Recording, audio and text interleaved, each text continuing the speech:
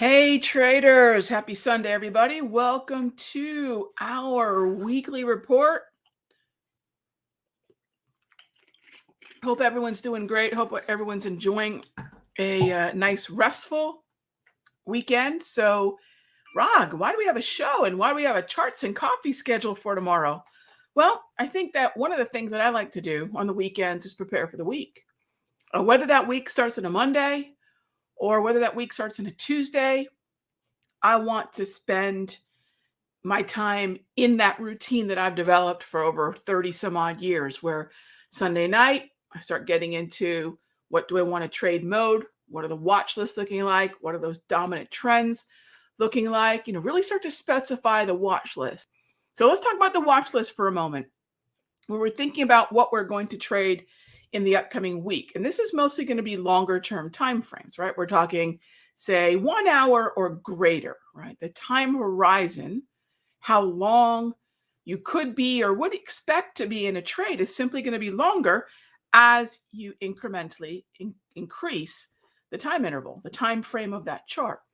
So for longer term, where I'm expecting to be in the trade overnight from anywhere from days to, if not weeks, I'm going to put that watch list together and I'm going to whittle down the names. I'm not going to increase the names, right? Imagine you're actually writing a newsletter to you, right? Imagine you are the author of your very own newsletter. Now, a lot of us have bought newsletters from time to time. I know I have.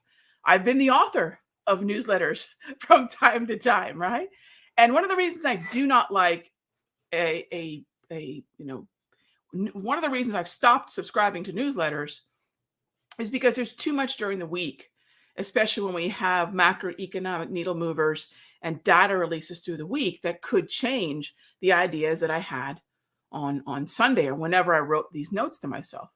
But I do want to narrow down the watch list. In other words, let's also imagine ourselves again writing our very own newsletter. And think about that. Think of it that way when you are thinking about putting your watch list together. Maybe you're kind of imagining doing your own show like this, or maybe you're making your own newsletter to yourself.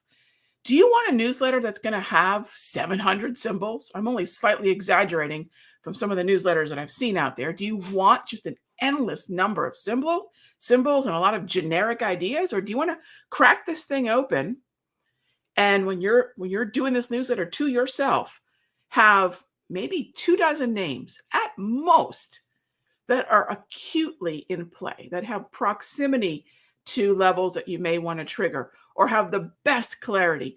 And that, my friends, is hard. It's easy to write a newsletter where you're looking at every single symbol that could be discussed, whatever the popular stocks are, but maybe they're really not in play.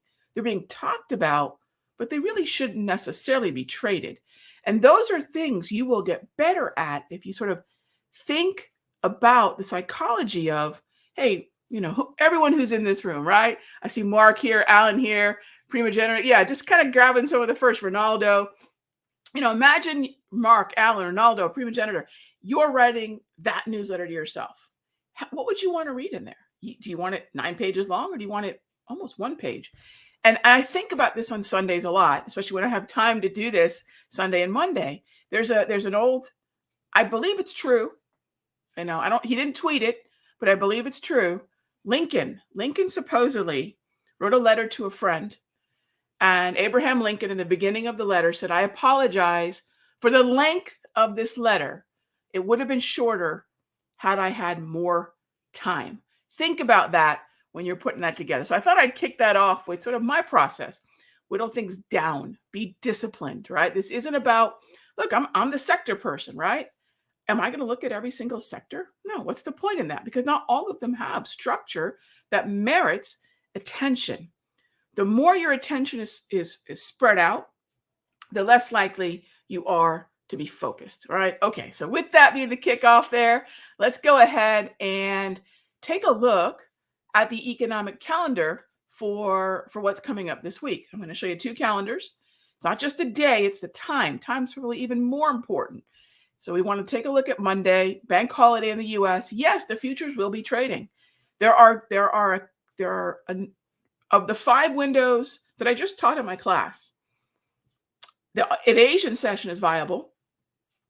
Tomorrow's early session, and I barely trade this particular window, but whether you're going to trade the European Open to the Asian close, 2 to 4 a.m., whether you're going to look at, for example, 7 to 9:30 or 9:30 to 11:30, the futures markets are viable. So are the Forex markets at that time, because think about who's awake, right? Now we're going to go from how do I think about writing a watch list or a newsletter to me? And that's what I should think about my watch list, right? Imagine someone else is looking at this and you want to give them the most direct approach to your plan that week. Not everything, but your most direct approach. Then what's the best time to be trading? One of the easiest ways to determine that is who's awake. Asia, so you're thinking Auckland, Sydney, Tokyo, Hong Kong, Singapore. Europe, Paris and Frankfurt. London, right? Your UK session, London, and then rolling into the US. Who is awake? Who's going to be manning the desk? In the US, so by the time we get to 11:30, what's going to happen at 11:30? Crickets and tumbleweeds, right? There's no US session picking up the baton from the closing European and UK session. When the Asian session closes at 4 a.m., Europe and the UK will be trading. So it's illiquid relative to what we normally see, but it is viable. So think about who's awake. If you've never done that before, it'll keep you from trading during illiquid times. All right. So just something to think about as we're going into a day where you think, maybe I will or won't trade, right? These are things we can think about, and these are things that are viable this week. All right. Going into Tuesday, pretty quiet, not really a whole heck of a lot going on in the US. Then we go into Wednesday. Now things get interesting. FOMC member Williams, the JOLTS, ISM services PMI, the FOMC meeting minutes. Those are some macroeconomic events. FOMC members can move the needle on the macroeconomic messaging by way of what? The messaging around monetary policy. FOMC meeting minutes are akin to, at least they're supposed to be, being akin to a fly on the wall in terms of discussion happening within the FOMC, within those voting members, before that statement and that decision is made on rates. How many people, was it a unanimous vote? How many people, voting members descended? So how much agreement is within the hallowed halls of the FOMC? We go to Thursday. Now, this is a little bit different. Monday is a bank holiday, so our ADP non-farm payroll change comes out Thursday, along with unemployment claims. That's going to be a much more frothy, much crazier 8:30 Thursday Eastern, 8:30 a.m. Eastern Thursday hot zone. And then Friday, of course, non-farm payroll, the jobs number. For those of you that are in the class, my day trading strategy, survival, dominate 2022 day trading class. We are going to have that bonus session in the classroom from 8:20 to 8:50 a.m. Eastern. So we're going to live trade non-farm payroll. Some of you might have seen me do that the beginning of June. That was probably one of my bigger trades of the month, the way in which we faded the HPMR zone once we saw that volatility move to it with that non-farm payroll move. Okay, so with that in mind, I'm very thirsty today. Today, my husband and I put together furniture. We spent the day we spent the last 3.5 hours putting furniture together. I am beat, but it was a fun day. It was good to get away from the desk and just work on something, which was great. All right, so let's jump into your questions. This is how are we preparing for the coming week. And again, I always thank you all for spending some time on your Sunday. I see who the folks are out there. I see your names. Those are the folks. What are you doing? You're getting ready for the week while everyone else is still having a wine spritzer by the pool. And if that makes you happy, that's, I guess, cool too. But, taking a few minutes on a Sunday to be ready, even more ready on a Monday, these are things that winning traders do. So I tip my hat to you all if I was wearing one. All right, gang, kicking it off with, hey there, Mark, how are you? How do I know when it's time, when we're at the bottom of the Ferris wheel for the longer term? Do we have any candidates? So, Mark, we went into a lot of detail on this in the Sector Secrets Mastery in our Tuesday macro market deep dive. So, for those of you that are members of the Sector Secrets, every Tuesday between 3 and 4 p.m., we have a macroeconomic deep dive focusing on the longer term time horizon. So, a couple of things we focused on in that session for those of you that are not privy to that. So, a couple of things. One, where are we in understanding the timeline to the journey of rates finally being reaching whatever height, whatever number the Federal Reserve has in mind? So the idea is it 3.25% to 3.5%, or 3.5% to 3.75%, or 3.75% to 4%? Those are the levels that are in play. And as of this last week, that moved down to 3.25% to 3.5%.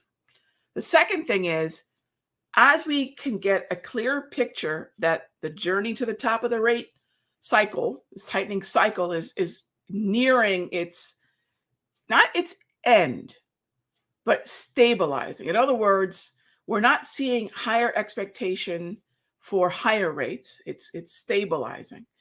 And when we know that neutral underlying markets are setting up patterns on the weekly at levels that we'd expect to hold, if we continue to see expectations ratchet down from what was really a conversation between 3.5% to 3.75%, with some minority looking at 3.75% to 4%, and now we see the number one column on the Fed Fund Futures target rate probability chart, 3.25% to 3.5%, we're getting there. And then now that I have the macroeconomic environment, the weekly patterns that I teach you all, the weekly patterns along the 200, the weekly patterns along support in neutral markets becomes far more viable. So, Mark, that's what we're scanning, and that's what we'll continue to talk about on those Tuesday sessions. That's the process, right? Process is so important. Process over prediction. All right, next up. Hey there, Alan. I was noticing the HPMRs on the opening screen. Went back in time. They've been there into last year. How long have I been testing? I don't quite understand the middle of that question, Alan, but I do understand. Okay, how long have I been testing HPMRs in general, or this version that you all have now? Well, I can answer both questions. So HPMRs, I developed now 12 years ago. We started using them actively in memberships in 2013 in the simpler Forex room, going back to those days. And we started making them available consistently in the futures room pretty much since 2019, 2018. I can't remember exactly when. So that's how long they've been around and available in a limited number of symbols. And so as far as the current version that we've tweaked some things, that one is coming up on 9 months. 9 months. So the process has been in place for the better part of over a decade. And the tweaks that I made for this particular version that came with the class, it's about 9 months. All right. So that is where we are. So I mean, really, they've been around for a very long time. My third book is, and don't worry about reading any of my books because you've got my freshest stuff for free at the Simpler Trading YouTube channel. But my third book, I ended up getting a contract with Wiley and Sons, and it was great working with them. And maybe at some point soon I'll do something again. Maybe write that fourth one. But I had a 3-book deal with them, and my last book was 12 years ago. And in that last book, that's where I started introducing what were then called power stats and historical price movement ranges. So thank you very much. Thank you, Ronaldo. Yes, this has been helpful, a needle mover for you. I do appreciate it. Smash that like button. Leave comments, leave questions. I read them all, gang. I do read them all. All right, next up is, I hope everyone's about to relax. Yeah, I'll do maybe about an hour's worth of homework. I started about 30 minutes before the show. I'll probably go another 30 minutes after the show, so about 90 minutes. And then I think we've got a movie queued up for tonight. Yeah, so We'll do that for sure. All right. So now I do appreciate that. Love the consistency. The whole idea is the discipline of making sure there's a time that I'm setting aside to become better and better and better at my craft. Absolutely. I appreciate that. Okay. Next up, Matt. Hi, Raghee. Thanks for the analysis. My pleasure and my job. I love the show. Thank you very much. You never know how things are resonating with people. I appreciate it. All right. What are my thoughts on PSX? Sure. So PSX is pull back to the point of control. Well, let's open up that daily time frame. Well, so I'm going to presume we're around the point of control where you said. I don't have my trading view charts up right now. Here. Look what I did. This is so easy to do. Look at where we are. A lot of folks ask, Rog, how do we extend forward the Darvas levels? You don't want to extend forward the Darvas levels. Believe me, gang, because what's going to happen is every one of these yellow lines extended forward would be overkill. It would make you pay attention to too many things. I don't like tools where it seems the market is running into some sort of line or level every 2 millimeters. And many times when I look at a lot of tools, I'm thinking, oh my gosh, there's a line everywhere. Of course, one of them is going to be the one in play. So you might say, Rog, there's 4 lines here. There are. But I went back. This is the way that I do this. I go, where are my drawing tools? So we start off with where we are right now. We start off with proximity. Proximity to what? Where we are right now. Then I go back and I start to look at, well, this is not in proximity, and that's not either, and that's not either. None of these are in proximity. This one is. This one is. Would I consider this with proximity? No, but at some point going forward, I may extend that line forward as support. You could if you'd like. But we've got a cluster. We've got a zone right now here. These are pretty close together, aren't they? And they're sort of where price is. That's proximity. That's the zone, and around 80. And then if you add in volume ledges, you add in different types of analysis that isn't a price-based low or a pattern in price-based low, which is what those levels are, you start to add in perhaps what's the underlying market trend? Chop. Are we oversold? Check. Then you can ask yourself, in that zone between all those orange lines, is there a volume zone in that area? And that's what I would say you want to do. If this was not already a neutral environment, you can see right there, Matt, it is, then there'd be no discussion about this possibly being oversold and there possibly being a buy, right? And that's where the stochastic here is going to be helpful. And I would also look perhaps for a minor low on Tuesday. We'll look for a possible minor low on Tuesday as well. So it is in a good zone, Matt. No, good eye. That it's in a good zone. Absolutely. Next up is,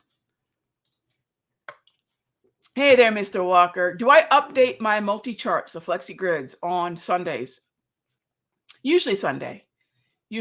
Sometimes if I've got a quiet Friday and I want to do it then, that's fine. But usually, yeah, on Sunday. Usually what I try to do on a Friday is once we finish, we have a 90-minute Ask Me Anything session that I do in the Sector Secrets Mastery and in the Futures Room.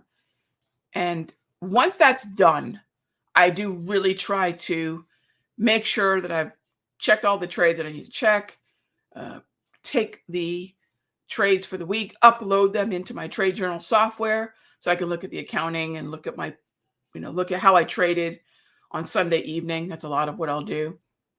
Look at how I produced. We always have a vague idea, but I want to really dial down to problem trades where I might have not been as disciplined as I need to be, trades where I nailed everything. I'll do that on a Sunday. And I'll update the multi-grids. Sure. Yeah, absolutely. Nick asks, if I were only going to trade the same 5 symbols for the next several years, which handful of symbols would I focus on?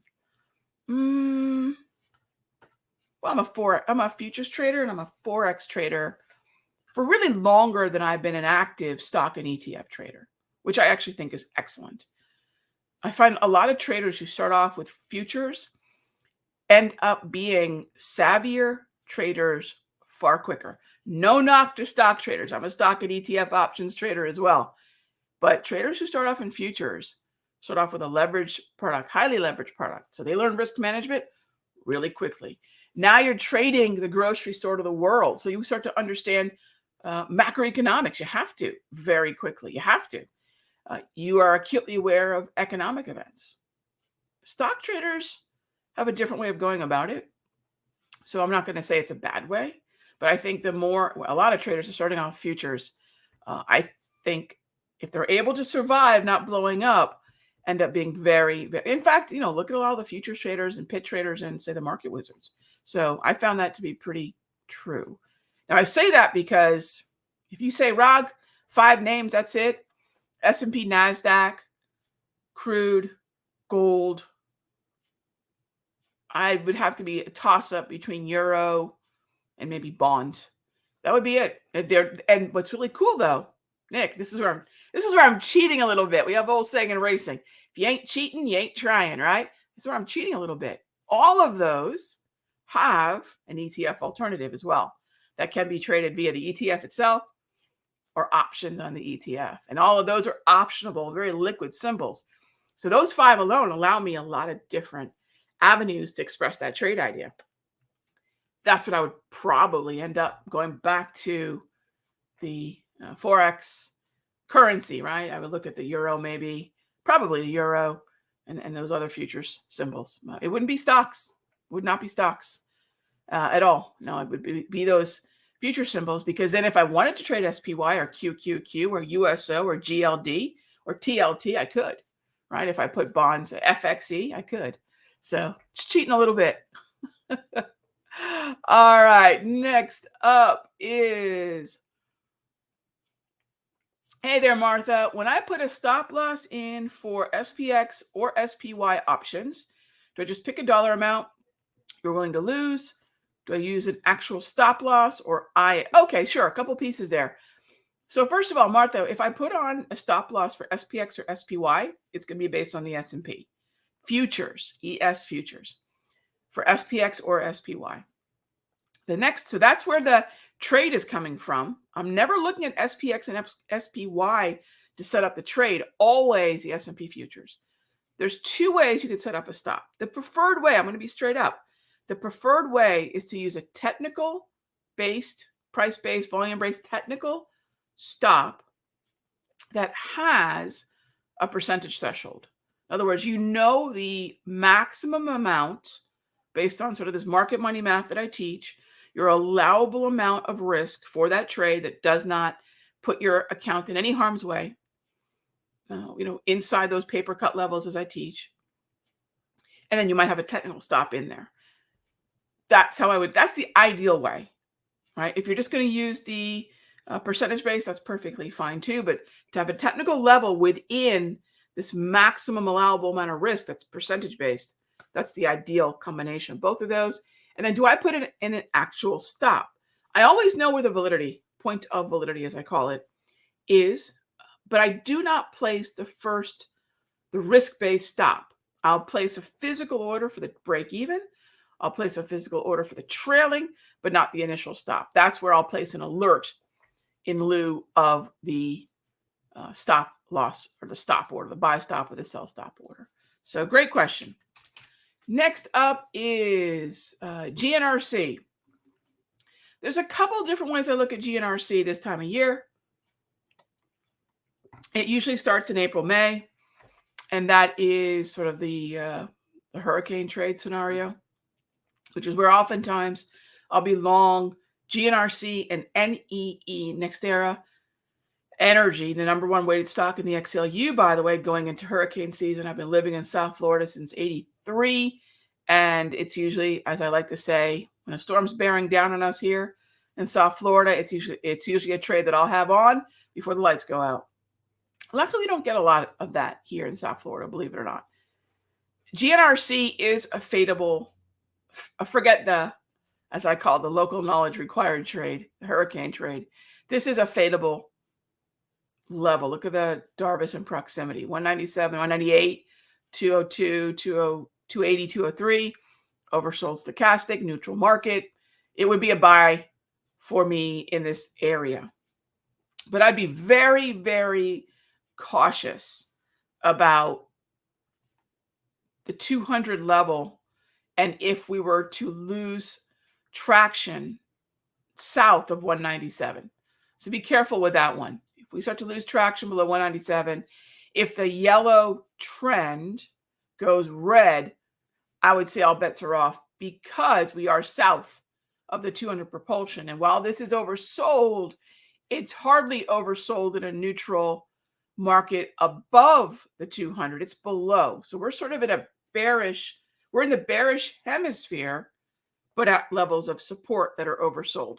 Little trickier. Keep that in mind. First upside target has to be stepping out in front of this Darvis, and wherever that series of propulsion dots, this is the 200 exponential, you really want to make sure you step out in front of that 200 exponential on the way up, or at least move to a break even.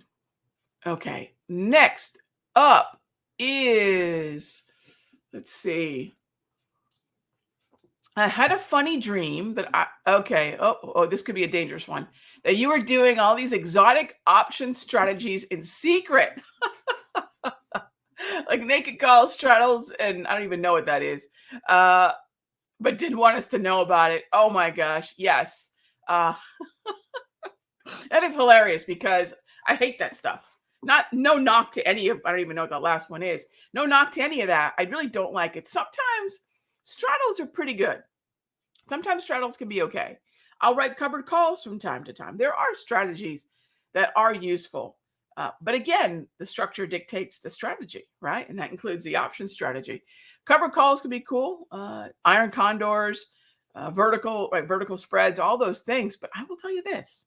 A lot of traders think that poor timing and a neutral directional bias is okay when you're going with multiple leg strategies. In other words, well, you don't need really great timing. Just get in now. Collect a premium, or we can have a neutral market. Realizing a market's neutral is a directional decision. So a lot of traders forget that you do need clarity on direction. And unless you can just straight up be at least 65% win rate on straight up long calls, long puts, multi-leg strategies are not swooping in to save the day. That's hilarious, though. That is hilarious. All right. Next up is Martha asks, if I have a $25,000 account, I want to trade 2.5%. So SPX is 2,600. Should I not trade that? Or when I lose 25%? Martha, I'll go back to the answer before. Have a percentage-based threshold where you will not exceed that. And then if you have a technical point of validity, a technically derived volume or price derived level where the trade is no longer valid, you can use that in front of the percentage-based stop. But the percentage-based stop is probably as, it's probably as easy as it gets, but we can add a much higher degree of accuracy and sort of letting the trade setup drive the validity of the trade rather than risk to our account. Both should be considered. Both should be considered. Traders who only use technical analysis to get out of a trade sometimes forget that stop loss could be unaffordable. It could render that trade an excellent setup, but completely unaffordable, right? Case in point, a lot of folks ask me about being long the long bond, which I'm a big fan of. And I don't know that, I'm a big fan of long bond. I'm not a fan of being long the long bond. This is still a market where I would look at shorts. But a lot of traders said, hey, Rog, what if we bought when it was surging higher? We're almost to break even now. Is that a bad trade? No, it's not a bad trade. It's not a good trade. It's just a trade. The problem is, let's say you bought in this area. It's surging higher. You bought in this area, which a lot of traders told me and asked me if I would, and the answer was no. In fact, we got short in that area. The problem is, and it's break even now, right? Or very close to it, very close to it. This is what I told everybody. This is roughly about what, 141? When we went down to roughly 130. That's about a 10, 11 handle points move against you. So my answer is always going to be, well, if you can sit through that, then great. All right, then great. The problem is a lot of times with analysis that says, well, my targets. See, I don't like people who confuse setups with targets. And I see a lot of analysis out there that parades around longer term, way out there targets as if it's a trade setup. It's not. It's clickbait, gang. Know this. As soon as you see someone talk about some way out goal, right? Way out there. It could be on TLT. It could be on, the S&P, whatever it is. If someone's got some redonkulous low that they're predicting 100 points out or whatever, what the problem with that is, let's say someone called for a 400 low, right, in the SPY. That sounds great. But the sexy time to do it is when we're at, say, 450, right? Oh, 50 points below. What a call. And then later on, they're going to say, see, we got there. You think, oh, brilliant analysis. Not at all. All that is, let's say you did it around 450. Got down. Did you get to 400? Nope. Went all the way up to 460. How many folks would have sat through that? Not many. Second time around, it did it, right? And then kept going. This is what I mean about confusing some sort of far out target with a setup, right? A setup is if the market gets overbought, right, at say 455 to 460, that is an oversold buy. The stop is say 465. And my target, therefore, is 400. That's a trade setup. 400, calling a 400 target is not a trade setup. So I hope that makes sense. And I bring that up because of the validity question, right? So if we know what we're allowed to risk, it forces us to have a setup. So Martha, I love your question because that's the stuff that keeps us with falling in love with a target and realizing the journey there might take us off-road. We're on the highway now, but we might end up way off-road later on, and that just may not be a journey that we can take. So I hope that makes sense, okay? What journal software do I use? I used two of them. I've been using Wingman Tracker for many, many years, and I've been checking out TradesViz, TradsViz.com. So I've been using those. I've been using those.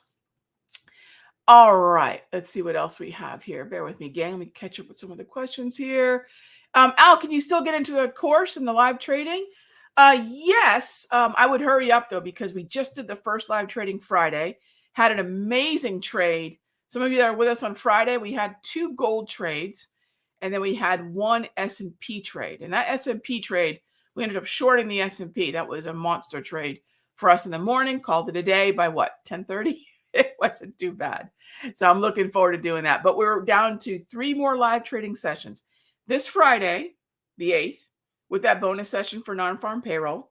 Then Monday, and then the following Friday. So we have 3 more sessions. And yes, you can go catch that at simplertrading.com/something or other. You think I remember these things. You might be able to still get it at Guide or Guide Pro. One of those two. Guide or Guide Pro. Start with Guide and then see if maybe Guide Pro will let you sign up for it. But yeah, you can. And then you get the HPMRs for a certain period of time, depending on which level you sign up for. So thanks for the question. I do appreciate that. As far as my Forex broker, I would talk with my buddies over at Forest Park FX. Forest Park FX. They're a broker agnostic IB, introducing broker. And I would check them out, forestparkfx.com. Yeah, that's what I would do. All right, gang, that's a wrap. I'm gonna go relax a little bit. I hope you all do too. Hey, by the way, if I didn't dive into your question with enough detail, or I just missed your question, the Charts and Coffee show It's live tomorrow. And a lot of you know, in the morning on a holiday, it's nothing for me to go maybe an hour with Charts and Coffee. We definitely go the 20 minutes. We definitely go over. It's usually going to be anywhere from 40 minutes to an hour. So we do an extended session usually on holidays. So if you didn't have a lot of time to get your question in today, and I just take them from top to bottom. Somebody asked, do I answer them live? Yeah, I start at the very top and I start making my way down through the questions in the 30 minutes. So tomorrow we'll have some more time together. We'll have Charts and Coffee at 9 a.m. Eastern right here at the Simpler Trading YouTube channel. Thank you as always, especially in a holiday weekend, to be here with me for the weekly report. And then tomorrow, again, get your questions in early. I'll send out. You can actually check the link out right now at the Simpler Trading YouTube channel. I've already posted the link, and you can either subscribe or you can get the notification, the bell icon, to remind you about the show. And I will see you tomorrow, okay? If you have any questions or comments, leave them below, and I will see you all tomorrow.